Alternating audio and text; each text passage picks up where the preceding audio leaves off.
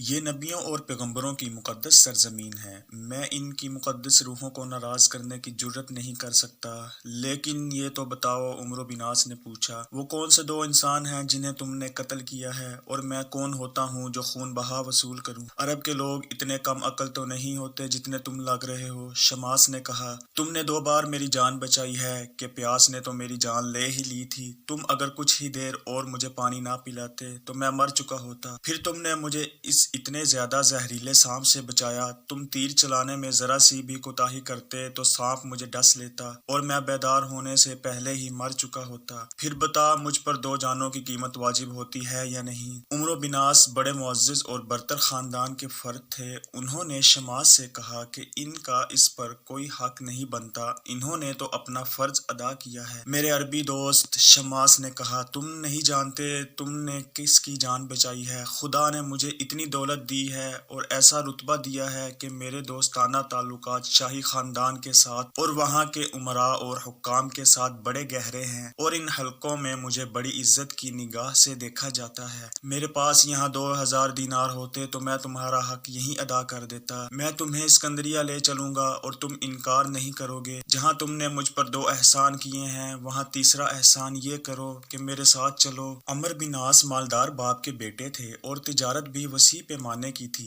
اس لیے سیر و سیاحت کا ذوق و شوق بھی تھا۔ وہ جہاں چاہتے بڑے آرام سے جا سکتے تھے۔ شماس کی پیشکش قبول کرنے میں وہ اس لیے پس و پیش کر رہے تھے کہ وہ احسان کا صلہ نہیں لینا چاہتے تھے۔ ویسے شماس کی پیشکش عمر بن عاص کی خواہش کے عین مطابق تھی۔ انہوں نے اس کی بہت شہرت سنی تھی اور کئی بار انہیں اسکندریہ جانے کا خیال آیا تھا۔ انہوں نے اپنے ساتھیوں کو بتایا کہ آج کیا واقعہ ہوا ہے اور یہ شخص انہیں کیا صلہ دے رہا ہے۔ اپنے ساتھیوں کی اس جماعت کے وہ سربراہ تھے، ساتھی انہیں روک نہیں سکتے تھے۔ انہوں نے کہا کہ وہ شخص کی پیشکش قبول کر لیں اور اس کے ساتھ چلے جائیں۔ عمرو بن عاص نے اپنی پسند اور مرضی کا ایک ساتھی اپنے ساتھ تیار کر لیا اور اگلے روز وہ آ گئے جہاں شماس ٹھہرا ہوا تھا۔ اسے بتایا کہ وہ اس کے ساتھ اسکندریہ جائیں گے۔ انہوں نے روانگی کا دن اور وقت طے کر لیا۔ اس دور میں نہر سوئس نہیں ہوا کرتی تھی، اس لیے خشکی کے راستے بھی مصر جایا جا سکتا تھا اور اسکندریہ تک جانے کے لیے بحری راستہ بھی تھا۔ یہ بتانا ممکن نہیں کہ وہ لوگ کس راستے گئے، خشکی یا سمندر کے راستے۔ تاریخ میں اتنا ہی لکھا ہے کہ عمرو بن عاص اپنے ایک ساتھی کے ساتھ شماس کے ہمراہی میں اسکندریہ پہنچ گئے۔ بیت المقدس سے اسکندریہ کا فاصلہ 500 کلومیٹر ہے۔ عمرو بن عاص نے جب اسکندریہ شہر کی شان و شوکت اور حسن و جمال دیکھا تو وہ حیران رہ گئے۔ تاریخ میں لکھا ہے کہ انہوں نے بے ساختہ کہا، شماس، میں نے ایسا شہر اور اتنی دولت کبھی خواب میں بھی نہیں دیکھی جس کی ریل پیل یہاں دیکھ رہا ہوں۔ مورخوں نے ایک واقعہ لکھا ہے جو دلچسپ بھی ہے اور فکر انگیز بھی۔ وہ یوں ہے کہ انہی دنوں اسکندریہ میں ایک جشن منایا جا رہا تھا۔ تاریخ میں یہ پتہ نہیں ملتا کہ کیسا جشن تھا، جس میں صرف شہر کے لوگ ہی شامل نہیں تھے بلکہ شاہی خاندان بھی اس میں شامل تھا اور امراء، وزراء اور حاکم بھی اس میں شریک تھے۔ شاہ سواری، تیر اندازی، تیغ زنی اور کشتیوں کے مقابلے بھی ہو رہے تھے۔ لوگوں نے بڑے ہی قیمتی کپڑے پہن رکھے تھے۔ شماس عمرو بن عاص کو بھی اس جشن میں لے گیا۔ شماس نے عمرو بن عاص کے لیے ریشمی لباس تیار کروا کے انہیں پہنایا تھا۔ عمرو بن عاص نے دیکھا کہ شاہی افراد اور حکام بالا میں شماس کو خصوصی پذیرائی حاصل تھی۔ اسی روز اس جشن کی خاص تقریب منائی جا رہی تھی۔ لوگ ایک دائرے میں اکٹھا ہو گئے تھے۔ شاہی افراد کے لیے آگے بیٹھنے کے لیے جگہ بنائی گئی تھی۔ لوگوں کے ہجوم کے درمیان جو خالی جگہ تھی وہاں ایک آدمی کھڑا تھا۔ اس کے ہاتھ میں ایک سنہری گیند تھی۔ وہ بار بار گیند کو پوری طاقت سے اوپر کو پھینکتا تھا اور گیند اوپر جا کر زمین پر گرتی تھی۔ شماس نے عمرو بن عاص کو بتایا کہ جب کبھی یہ جشن منایا جاتا ہے، اس میں یہ تقریب ضرور منعقد ہوتی ہے۔ ایک آدمی آنکھیں بند کر کے گیند اوپر پھینکتا ہے اور ان لوگوں کا عقیدہ ہے کہ جس شخص کے ایک بازو پر گرے وہ شخص بادشاہ بنے بغیر مر نہیں سکتا۔ عمرو بن عاص نے دیکھا کہ گیند زیادہ تر زمین پر گرتی تھی اور اگر کسی آدمی پر گرے تو اس کے بازو پر نہ گری، سر پر یا کندھے پر یا پیٹ پر گری۔ شماس چونکہ صاحب حیثیت اور مرتبے والا آدمی تھا، اس لیے اسے آگے بیٹھنے کو جگہ ملی اور وہ عمرو بن عاص کو بھی آگے لے گیا۔ گیند پھینکنے والے نے ایک بار پھر گیند اوپر کو پھینکی تو گیند عمرو بن عاص کے دائیں بازو پر آ پڑی اور عمرو نے گیند کو وہیں پکڑ لیا۔ شاہی خاندان کے افراد اٹھ کھڑے ہوئے۔ وہ اس شخص کو اچھی طرح دیکھنا چاہتے تھے جس کے بازو پر گیند گری تھی۔ شماس نے اٹھ کر اعلان کیا کہ اس شخص کا نام عمرو بن عاص ہے اور یہ مکہ سے یہاں آیا ہے۔ تماشائیوں میں کئی لوگ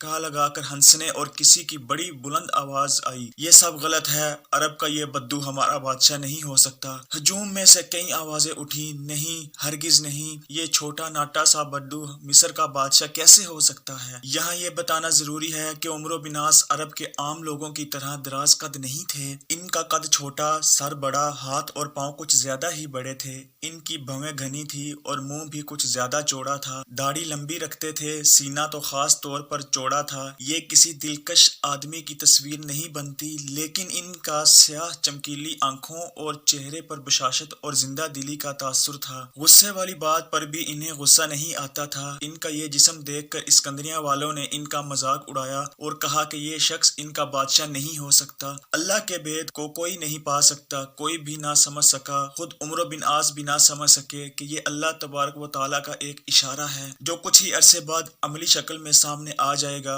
اور آج جو لوگ اور شاہی خاندان کے جو افراد اس عربی بدو کا مذاق اڑا رہے ہیں، یہ انقلاب بھی دیکھیں گے کہ یہی عربی مصر کے بادشاہ کا تخت الٹ دے گا اور فاتح مصر کہلائے گا اور انہی لوگوں پر اس کا حکم چلے گا۔ گیند کی رسم ادا ہو چکی تھی اور گیند نے ان کے عقیدے کے مطابق فیصلہ دے دیا تھا، لیکن تماشائیوں کا ہجوم اس فیصلے کو منظور نہیں کر رہا تھا۔ اس رسم کا یہ مطلب نہیں تھا کہ جس پر گیند گری ہو اسے اسی وقت بادشاہ بنا دیا جاتا تھا، بلکہ مطلب یہ تھا کہ وہ آنے والے وقت میں بادشاہ بن سکتا ہے، لیکن ہجوم نے ہنگامہ بپا کر رکھا تھا۔ شماس نے عمرو بن عاص کا بازو پکڑا اور انہیں وہاں سے اٹھا کر اپنے ساتھ لے آیا اور گھر لے گیا۔ 2-3 دن اور اسکندریہ کی سیر کروائی اور پھر بوقت رخصت 2000 دینار پیش کیے، جو عمرو بن عاص نے کچھ پسو پیش کے بعد لے لیے۔ شماس نے عمرو بن عاص اور ان کے ساتھی کے ساتھ اپنا ایک آدمی روانہ کیا اور اس سے کہا کہ انہیں بیت المقدس چھوڑ کر واپس آ جائے۔ ابن عبد الحکم لکھتا ہے کہ عمرو بن عاص مصر سے تو آ گئے، لیکن مصر اور اسکندریہ ان کے ذہن پر ایسا سوار ہوا کہ وہ اکثر کہا کرتے تھے کہ وہ مصر میں جا کر آباد ہونا چاہتے ہیں۔ چونکہ یہ باب اس داستان کا تعارفی باب ہے، اس لیے ضروری معلوم ہوتا ہے کہ عمرو بن عاص کی شخصیت اور جنگی فہم و فراست کی 1-2 جھلکیاں دیکھ لی جائیں۔ یہ تو بیان ہو چکا ہے کہ عمرو بن عاص نے اسلام کس طرح قبول کیا تھا اور رسول اکرم صلی اللہ علیہ وسلم نے ان پر کس طرح اعتماد کیا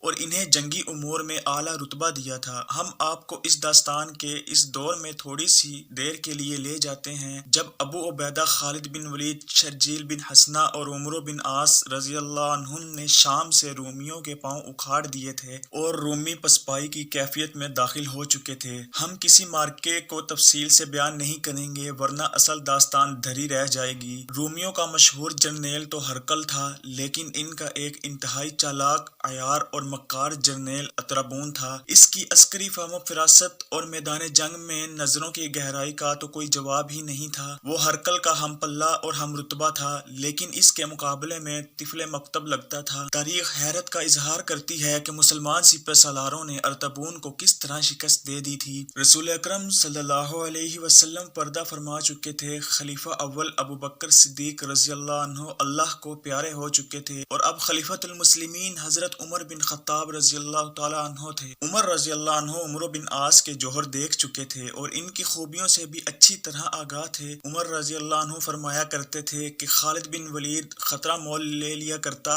ہے۔ عمر رضی اللہ عنہ فرمایا کرتے تھے کہ خالد بن ولید خطرہ مول لیا کرتا ہے اور شجاعت میں دوسروں کو حیران کر دیتا ہے، لیکن عمرو بن عاص سوچ سمجھ کر قدم اٹھاتا ہے اور آگ میں بھی کود جاتا ہے۔ جنگی مبصروں نے لکھا ہے کہ عمرو بن عاص دشمن کو دھوکہ دینے کی پالیسی پر عمل کرتے تھے اور ان میں شجاعت کوٹ کوٹ کر بھری ہوئی تھی۔ دو بدو مارکوں میں دشمن تو ان کے سامنے کبھی ٹھہر ہی نہیں سکتا تھا اور انہوں نے ایسی مثالیں پیش کر کے دکھا دی تھی۔ رومی فوجیں شام سے پسپا ہوئیں اور فلسطین میں مختلف مقامات پر پھیل گئیں۔ یہ رومیوں کی ایک چال تھی جو انہوں نے مسلمانوں کی قلیل تعداد دیکھ کر چلی تھی۔ ان کا مقصد یہ تھا کہ مسلمانوں کا لشکر کسی ایک مقام پر حملہ کرے گا تو یہ تمام بکھری ہوئی فوج اس طرح اکٹھا کر لی جائے گی کہ مسلمانوں کے اس تھوڑے سے لشکر کو ہر طرف سے گھیر لیا جائے گا۔ عمرو بن عاص کے ذمہ بیت المقدس کی فتح لگا دی گئی۔ ان کے مقابل رومیوں کا انتہائی چالاک جرنیل تھا، وہ اس وقت اپنی فوجیں اجناتین کے مقام پر لے جا رہا تھا۔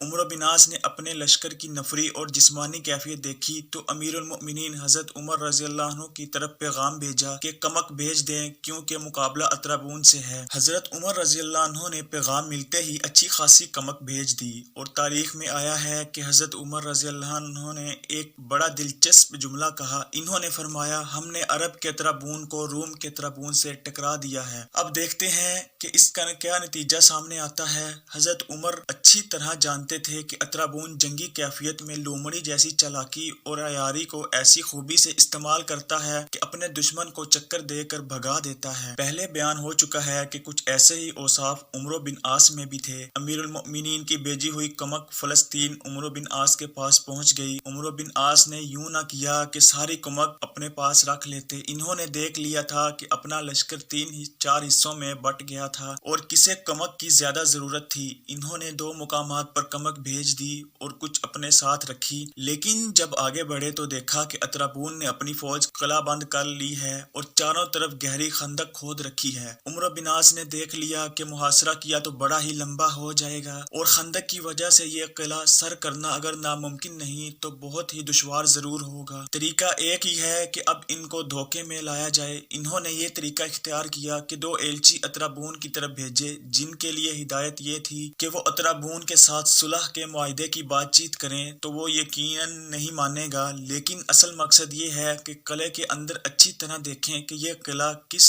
طرح سر کیا جا سکتا ہے اور رومیوں کی فوج کی نفری کتنی ہے وغیرہ وغیرہ۔ عمرو بن عاص کا مقصد صلح نہیں تھا بلکہ جاسوسی تھا۔ دونوں ایلچی گئے اور بات چیت کر کے واپس آ گئے۔ عمرو بن عاص نے جب ان سے اپنے ذہن کے مطابق پوچھنا شروع کیا کہ انہوں نے کیا فلاں چیز دیکھی تھی، یہ بات کی تھی، اترابون کے اس سوال کا کیا جواب دیا تھا اور تم لوگ دیکھ کر کیا آئے ہو، عمرو بن عاص نے دیکھا کہ یہ 2 ایلچی نکمے ثابت ہوئے ہیں اور وہاں اترابون سے مرعوب ہو کر آئے ہیں اور انہوں نے جاسوسی پوری طرح کی ہی نہیں۔ عمرو بن عاص نے اپنے ماتحت سالاروں سے کہا کہ وہ خود ایلچی بن کر جائیں گے اور یہ ظاہر ہونے ہی نہیں دیں گے کہ مسلمانوں کے اس لشکر کے سپہ سالار وہی ہیں اور ان کا نام عمرو بن عاص ہے۔ انہوں نے یہ بھی کہا کہ ان کو ذرا سا بھی شک ہو گیا تو وہ پکڑ کر قتل کروا دے گا یا کال کوٹری میں پھینک دے گا۔ عمرو بن عاص نے بھیس بدلا اور اپنے سالاروں سے رائے لی اور ان کی رائے کے مطابق اپنے بحروب میں کچھ تبدیلیاں کی اور اللہ کا نام لے کر چل پڑے۔ قلعے کے دروازے پر جا کر انہوں نے بتایا کہ مسلمانوں کے سپہ سالار نے انہیں ایلچی کے طور پر بھیجا ہے اور اترابون سے بات چیت کرنی ہے۔ اترابون کو اطلاع ملی تو اس نے انہیں فوراً بلا لیا۔ عمرو بن عاص اترابون کے سامنے جا کھڑے ہوئے اور ایسی اداکاری کی جیسے وہ صرف ایلچی ہیں اور اپنے لشکر میں ان کا کوئی ایسا اونچا رتبہ یا عہدہ نہیں۔ اترابون نے انہیں اتنی ہی تعظیم دی جتنی ایک ایلچی کو دی جایا کرتی تھی۔ صلح کے مذاکرات شروع ہوئے۔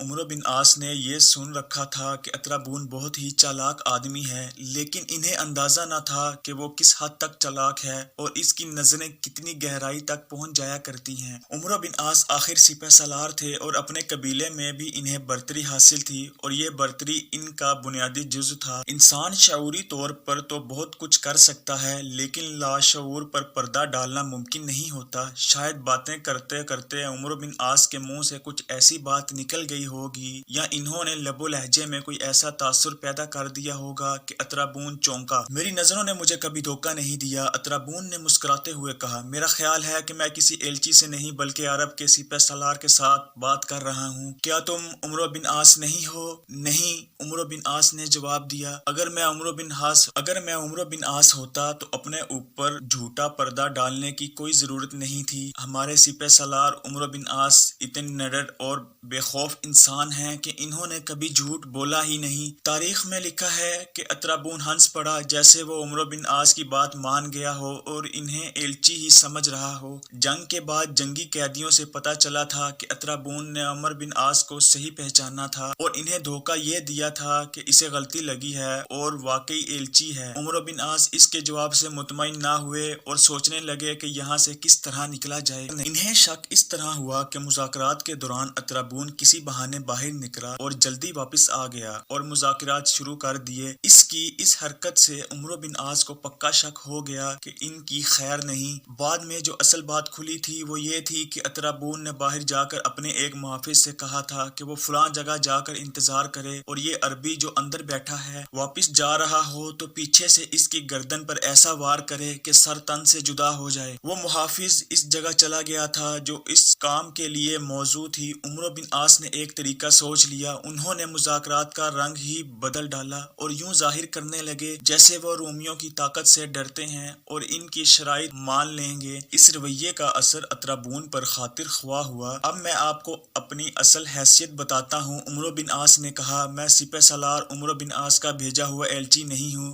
بلکہ ہم اپنے امیر المؤمنین حضرت عمر بن خطاب رضی اللہ عنہ کے بھیجے ہوئے 10 مشیر ہیں، اور ہمیں آپ کے ساتھ صلح کی بات چیت کے لیے بھیجا گیا، اور ہمارے لیے حکم یہ ہے کہ قابل قبول شرائط مان لیں۔ ہم مدینہ سے سیدھے آپ کے پاس پہنچے ہیں۔ عمرو بن عاص کا ان مذاکرات کے ساتھ کوئی تعلق نہیں، میں نے آپ کی بات سن لی ہے، میرے باقی 9 ساتھی میرے انتظار میں بیٹھے ہیں، اگر آپ چاہیں تو میں ان سب کو یہاں لے آؤں گا، اور آپ چاہیں تو میں جا کر انہیں بتاؤں گا کہ یہ بات ہوئی ہے، فیصلہ کر کے آپ کو بتا دیں گے۔ مجھے یہی توقع ہے کہ میرے ساتھی آپ کی شرائط مان لیں گے۔ یہ تو اور زیادہ اچھا ہے، اطرابون نے کہا، بہتر ہے تم انہیں یہیں لے آؤ۔ اطرابون پھر کسی کام کے بہانے باہر نکلا اور ایک محافظ کو یہ حکم دیا کہ فلاں محافظ فلاں جگہ کھڑا ہوگا، اسے کہہ دو کہ تمہیں جو پہلے کام بتایا تھا وہ اب نہیں کرنا اور واپس آ جاؤ۔ عمرو بن عاص وہاں سے اٹھے، خیر و خوبی قلعے سے نکل آئے، پھر پیچھے مڑ کر نہیں دیکھا۔ اطرابون شام تک انتظار کرتا رہا، یہ عربی سپہ سالار مجھے دھوکہ دے کر زندہ نکل گیا ہے۔ اطرابون نے کہا، میں نے اس سے بڑھ کر عیار آدمی کبھی نہیں دیکھا۔ اس کے بعد میدان میں بڑی خون ریز لڑائی ہوئی جس میں دونوں طرف کا بے پناہ جانی نقصان ہوا، اور اطرابون اپنی بچی کچی فوج کو ساتھ لے کر بیت المقدس چلا گیا اور وہاں فوج کو قلعہ بند کر لیا۔ عمرو بن عاص اور ایک دو اور سالاروں نے بیت المقدس کو محاصرے میں لے لیا۔ ایک روز عمرو بن عاص کو اطلاع دی گئی کہ اطرابون کا کوئی ایلچی پیغام لایا ہے۔ انہوں نے ایلچی کو فوراً بلا لیا اور پیغام لے کر پڑھا۔ اطرابون نے لکھا تھا، تم میرے دوست ہو اور تمہاری قوم نے تمہیں وہی رتبہ دیا ہے جو میری قوم نے مجھے دے رکھا ہے۔ میں تمہیں کسی دھوکے میں نہیں رکھنا چاہتا۔ تم نے اگر اجنادین ہم سے لے لیا تو اس خوش فہمی میں مبتلا نہ رہنا کہ تم فلسطین کا کوئی اور حصہ فتح کر لو گے۔ تم فلسطین میں اب کوئی اور کامیابی حاصل نہیں کر سکتے۔ تمہارے لیے بہتر یہ ہے کہ یہیں سے واپس چلے جاؤ اور اپنے آپ کو تباہی سے بچا لو۔ اگر تم نے میری بات نہ مانی تو تمہارا انجام انہی جیسا ہوگا جو بیت المقدس کو فتح کرنے آئے تھے اور پھر زندہ واپس نہ جا سکے۔ عمرو بن عاص نے اطرابون کے ایلچی کے ہاتھ اس کے پیغام کا جواب بھیج دیا۔ انہوں نے جواب میں لکھا، میں فلسطین کا فاتح ہوں، میں تمہیں دوستانہ مشورہ دیتا ہوں کہ اپنے مشیروں کے ساتھ تبادلہ خیال کر لو، ہو سکتا ہے وہ تمہیں تباہی سے بچانے کے لیے کوئی دانشمندانہ مشورہ دے سکے۔ اجنادین اور بیت المقدس کی فتح ایک الگ داستان ہے۔ یہاں ایک دلچسپ بات سامنے آتی ہے جو تاریخ کے دامن میں محفوظ ہے۔ مورخ طبری نے لکھا ہے کہ اطرابون نے عمرو بن عاص کا پیغام پڑھا، ان کے الفاظ پڑھ کر وہ ہنس پڑا کہ میں فلسطین کا فاتح ہوں، ابھی بیت المقدس فتح نہیں ہوا تھا۔ اطرابون نے عمرو بن عاص کا یہ پیغام اپنے مصاحبوں اور مشیروں کو پڑھ کر سنایا اور کہا کہ عمرو بن عاص بیت المقدس کا فاتح نہیں ہو سکتا۔ اس نے ایسے لہجے میں یہ بات کہی کہ سننے والوں کو یہ خیال آیا کہ بیت المقدس ضرور فتح ہوگا، لیکن فاتح عمر بن عاص نہیں ہوں گے۔ ان میں سے کسی نے اس سے پوچھا کہ اس نے ایسی بات کیوں کہی ہے، بیت المقدس کے فاتح کا نام عمر ہے۔ اطرابون نے یہ عجیب بات کہی، توریت میں لکھا ہے کہ بیت المقدس کے فاتح کا نام صرف 3 حروف ہوں گے، یہ 3 حروف عمر ہو سکتے ہیں۔ پھر تورات میں